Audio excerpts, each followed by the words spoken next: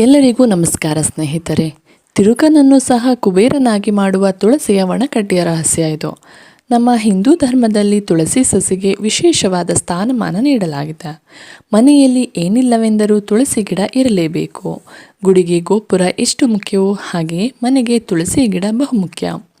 ಯಾವ ಮನೆಯ ಮುಂದೆ ತುಳಸಿ ಗಿಡ ಇರುತ್ತದೆಯೋ ಅಲ್ಲಿ ದುಷ್ಟಶಕ್ತಿಗಳ ಕಾಟ ಇರುವುದಿಲ್ಲ. ಮನೆಗೆ ಎಂದಿಗೂ ದೈವಶಕ್ತಿಗಳನ್ನು ಹೊರತುಪಡಿಸಿ ನಕಾರಾತ್ಮಕ ಶಕ್ತಿಗಳು ಪ್ರವೇಶ ಮಾಡುವುದಿಲ್ಲ. ಅಂತಹ ತುಳಸಿ ಸಸಿಯ ಒಣಕಡ್ಡಿಗಳು ಮನೆಯಲ್ಲಿನ ಬಡತನವನ್ನು ದೂರ ಮಾಡಿ ಐಶ್ವರ್ಯವನ್ನು ಹೇಗೆ ನೀಡುತ್ತದೆ ಎಂದು ಈ ವಿಡಿಯೋದಲ್ಲಿ ತಿಳಿದುಕೊಳ್ಳೋಣ. ಸಮುದ್ರ ಮಂಥನ ಕಾಲದಲ್ಲಿ ತುಳಸಿಯ ಉಗಮವಾಯಿತು ಎಂದು ನಂಬಲಾಗುತ್ತದೆ. ಎಷ್ಟೋ ಮನೆಗಳಲ್ಲಿ ನಿರಂತರವಾಗಿ ಹಣಕಾಸಿನ ಸಮಸ್ಯೆಗಳು ಒಂದಾದರ ಮೇಲೊಂದು ಬರುತ್ತಲೇ ಇರುತ್ತವೆ. ಕಷ್ಟಗಳ ಸರಮಾಲೆಯಿಂದ ತಪ್ಪಿಸಿಕೊಳ್ಳಲು ವಿವಿಧ ದೇವರುಗಳನ್ನು ಬೇಡುತ್ತಾರೆ. ಆದರೂ ಕೂಡ ಸಾಲಗಳು ಕಡಿಮೆಯಾಗುವುದಿಲ್ಲ. ಮಾಡುವ ಉದ್ಯೋಗದಿಂದ ಏಳಿಗೆ ಇರೋದಿಲ್ಲ. ಬಂದ ಸಂಬಳವೆಲ್ಲ ಮನೆ ಖರ್ಚು, ಮಕ್ಕಳ ವಿದ್ಯೆ, ಸಾಂಸಾರಿಕ ಜಂಜಾಟಕ್ಕೆ ಮುಗಿದು ಹೋಗುತ್ತದೆ. ಈ ರೀತಿ ಎಷ್ಟಿದ್ದರೂ ಯಾವುದಕ್ಕೂ ಸಾಲದ ಹಣಕಾಸು ಮಾನಸಿಕವಾಗಿ ಕುಗ್ಗಿಸುತ್ತದೆ. ಆಗ ತಪ್ಪದೆ ತುಳಸಿ ಸಸಿಯ ಒಣಗಿಡದ 7 ಕಡ್ಡಿಗಳನ್ನು ಒಂದು ಶುಕ್ರವಾರದ ದಿನ ಹಳದಿ ಬಣ್ಣದ ಬಟ್ಟೆಯಲ್ಲಿ ಪಚ್ಚೆ ಕರ್ಪೂರ ಮತ್ತು ಅಕ್ಷತೆಯ ಜೊತೆ ಸೇರಿಸಿ ಮೂಟೆಯ ರೀತಿ ಕಟ್ಟಿಕೊಳ್ಳಿ. ಅಮ್ಮ ತುಳಸಿ ದೇವಿ, ಮಹಾಲಕ್ಷ್ಮಿ ರೂಪವಾದ ನೀನು ನನ್ನ ಮನೆಯ ಬಡತನವನ್ನು ದೂರ ಮಾಡು, ಮನೆಯವರ ಕಷ್ಟಗಳನ್ನು ನೀಗಿಸಿ ಸುಖ ಸಂಪತ್ತನ್ನು ಕರುಣಿಸು ಎಂದು ಭಕ್ತಿಯಿಂದ ಕೇಳುತ್ತಾ ಅದನ್ನು ಪೂಜಿಸಬೇಕು.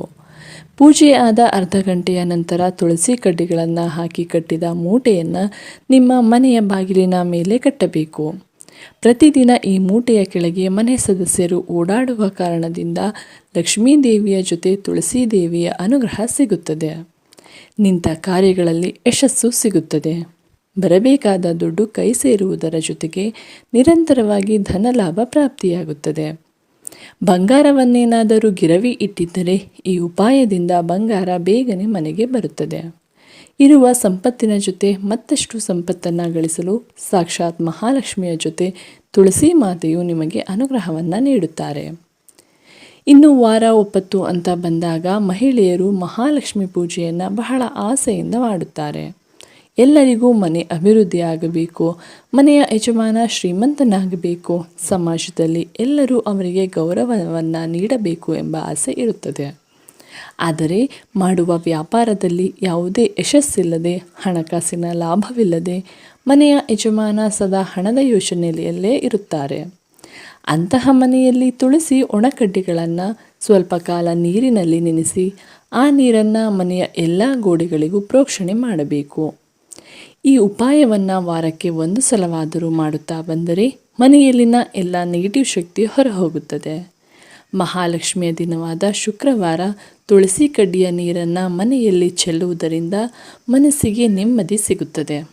ಆ ನೀರು ದೇಹದ ಮೇಲೆ, ಗೋಡೆಗಳ ಮೇಲೆ, ಮನೆಯಲ್ಲಿರುವ ವಸ್ತುಗಳ ಮೇಲೆ ಬಿದ್ದರೆ ಜನರ ಕೆಟ್ಟ ಕಣ್ಣಿನ ದೃಷ್ಟಿ ತಗುಲುವುದಿಲ್ಲ. ಅನಾರೋಗ್ಯ ಇದ್ದರೆ ಆರೋಗ್ಯ ವೃದ್ಧಿಯಾಗುತ್ತದೆ. ಮಾನಸಿಕವಾಗಿ ಹಣ ಸಂಪಾದಿಸಲು ಹೆಚ್ಚು ಆಲೋಚನೆಗಳು ನಿಮ್ಮಲ್ಲಿ ಮೂಡುತ್ತವೆ. ಈ ಉಪಾಯದಿಂದಲೂ ಕೂಡ ಬಡತನ ದೂರವಾಗಿ ತುಳಸಿಯ ರಕ್ಷಣೆ ಮನೆಗೆ ಸಿಗುತ್ತದೆ. ತುಳಸಿಯ ನೀರನ್ನು ಚೆಲ್ಲಲು 2 ಚೆನ್ನಾಗಿರುವ ತುಳಸಿ ಎಲೆಗಳನ್ನು ಮರೆಯದೆ ಬಳಸಿ. ಯಾವಾಗ ತುಳಸಿ ಹಾಗೂ ಮಹಾಲಕ್ಷ್ಮಿ ದೇವಿಯನ್ನು ನೆನೆದು ತುಳಸಿಯ ಒಣಕಡ್ಡಿಗಳಿಂದ ಈ ಉಪಾಯಗಳನ್ನು ಮನೆಯಲ್ಲಿ ಮಾಡುತ್ತೀರೋ ಆಗ ವಿಷ್ಣು ದೇವರು ಕೂಡ ಸಂತೃಪ್ತಗೊಂಡು ನಿಮ್ಮ ಕುಟುಂಬಕ್ಕೆ ಹರಸುತ್ತಾರೆ. ಸದಾ ಮನೆಯಲ್ಲಿ ಕಣ್ಣೀರು, ಜಗಳ, ಹಣಕಾಸಿನ ಸಂಕಷ್ಟ ನಿಮ್ಮ ನಿಯಂತ್ರಣಕ್ಕೆ ಸಿಗದೆ ಹೆಚ್ಚುತ್ತಿದ್ದರೆ ಮನೆ ಮಂದಿಯೆಲ್ಲ ಸ್ನಾನ ಮಾಡುವ ನೀರಿಗೆ 1-2 ತುಳಸಿಯ ಒಣಕಡ್ಡಿಗಳನ್ನು ಬೆರೆಸಿಕೊಂಡು ಸ್ನಾನ ಮಾಡಿ. ಇದರಿಂದ ದೇಹಕ್ಕೆ ವಿಶೇಷ ಚೈತನ್ಯ ಸಿಗುತ್ತದೆ. ಎಲ್ಲ ರೀತಿಯ ನೆಗೆಟಿವ್ ಶಕ್ತಿ ದೂರವಾಗಿ ಪಾಸಿಟಿವ್ ಶಕ್ತಿ ಸಿಗುತ್ತದೆ. ಸ್ನಾನ ಆದ ಮೇಲೆ ಪೂಜೆಯಿಂದ ಆರಂಭವಾಗುವ ದಿನ ಅತ್ಯಂತ ಧನಲಾಭ ಹಾಗೂ ಯಶಸ್ಸನ್ನು ನಿಮಗೆ ತಂದುಕೊಡುತ್ತದೆ. ತುಳಸಿ ಗಿಡವನ್ನು ಶುದ್ಧತೆಯ ಸಂಕೇತವೆಂದು ಪರಿಗಣಿಸಲಾಗುತ್ತದೆ ಹಾಗೂ ಅದರ ಚಕ್ಕೆಗಳು ಅಥವಾ ತುಳಸಿ ಒಣಗಿದ ತುಂಡುಗಳು ಅಥವಾ ಒಣ ತುಳಸಿ ಕಡ್ಡಿಗಳು ಪಾವಿತ್ರ್ಯತೆಯ ಸಂಕೇತವಾಗಿದೆ. ಒಣಗಿದ ತುಳಸಿ ಚಕ್ಕೆಗಳಿಂದ ನಾವು ಲಕ್ಷ್ಮೀ ದೇವಿಯ ಆಶೀರ್ವಾದವನ್ನು ಪಡೆದುಕೊಳ್ಳಬಹುದು. ಮೊದಲು 7 ಒಂದೇ ಸಮನಾದ ಒಣ ತುಳಸಿ ಕಡ್ಡಿಗಳನ್ನು ತೆಗೆದುಕೊಳ್ಳಿ. ಅದಕ್ಕೆ ಹತ್ತಿಯನ್ನು ಸುತ್ತಿ ದಾರದ ಸಹಾಯದಿಂದ ಅದನ್ನು ಗಂಟು ಹಾಕಿ ಅದನ್ನು ತುಪ್ಪದಲ್ಲಿ ಅದ್ದಿ 1 ದಿನ ಅಥವಾ ಪೂಜೆಗೂ ಅರ್ಧ ಗಂಟೆ ಮೊದಲು ತುಪ್ಪದಲ್ಲಿ ನೆನೆಸಿಡಿ.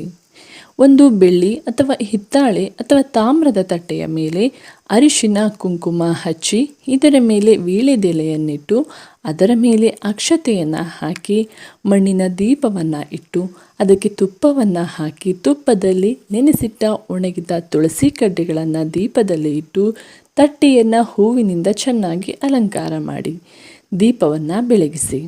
ಈ ದೀಪವನ್ನು ನೀವು ಶನಿವಾರದಂದು ಹಚ್ಚುವುದು ಶುಭಕರ.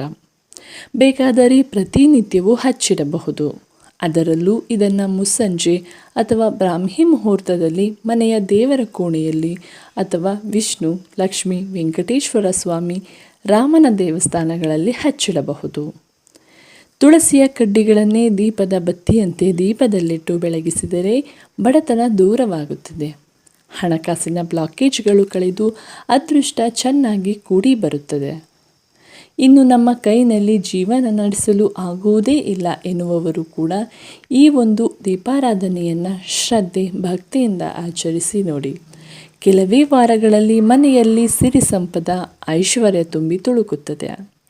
ಸಾಲಗಳೆಲ್ಲ ತೀರಿ ಧನವಂತರಾಗುವುದರಲ್ಲಿ ಯಾವುದೇ ಸಂದೇಹವಿರುವುದಿಲ್ಲ. ಪದ್ಮಪುರಾಣದ ಪ್ರಕಾರ ಒಣಗಿದ ತುಳಸಿಯಿಂದ ಹವನ ಮಾಡುವುದು ಅತ್ಯಂತ ಶುಭವೆಂದು ಪರಿಗಣಿಸಲಾಗುತ್ತದೆ. ತುಳಸಿಯ ಹೊಗೆ ವಾತಾವರಣವನ್ನು ಶುದ್ಧೀಕರಿಸುತ್ತದೆ ಮತ್ತು ವಿಷ್ಣು ಮತ್ತು ಲಕ್ಷ್ಮೀ ದೇವಿಯನ್ನು ಸಂತೋಷಪಡಿಸುತ್ತದೆ ಎಂದು ಅನೇಕ ಪಂಡಿತರು ಹೇಳುತ್ತಾರೆ.